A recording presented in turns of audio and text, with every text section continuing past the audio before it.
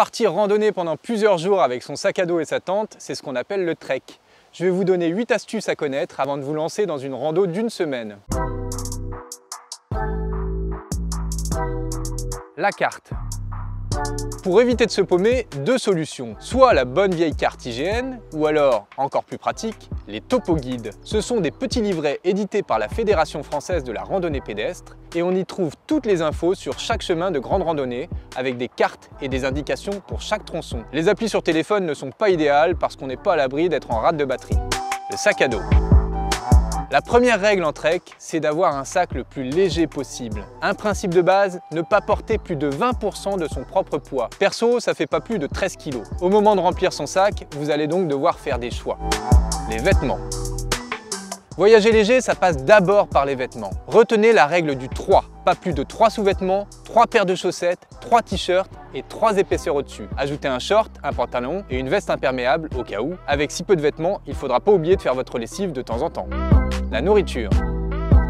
Oubliez les boîtes de conserve et les pots en verre, c'est bien trop lourd. Pour faire le plein d'énergie, prévoyez d'abord un bon gros petit-déj. Ensuite, des graines et des fruits secs à manger toute la journée pour avoir un apport énergétique régulier. Et en fin de journée, la récompense, un repas bien calorique, sur le réchaud, avec des trucs qui pèsent pas trop lourd et qui se cuisinent vite. L'eau.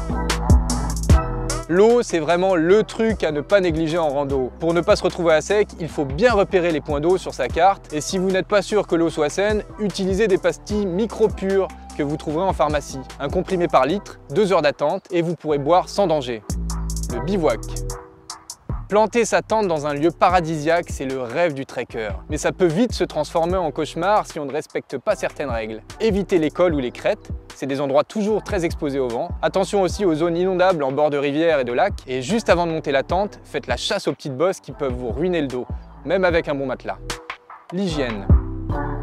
Dans la montagne, on ne doit laisser aucune trace derrière soi. Pour la toilette ou la lessive, utilisez un savon biodégradable. Pareil pour le dentifrice, achetez un produit naturel au rayon bio. Et pour la grosse commission, faites un trou et surtout, rebouchez-le bien. Le petit matériel indispensable. Faites une liste de votre matériel et checkez tout avant de partir. Couteau, briquet, lampe frontale ou encore batterie externe. Ça vous évitera d'oublier tout le petit matériel qui vous sera bien utile en trek. Avec ces quelques astuces, vous êtes paré pour démarrer votre première aventure.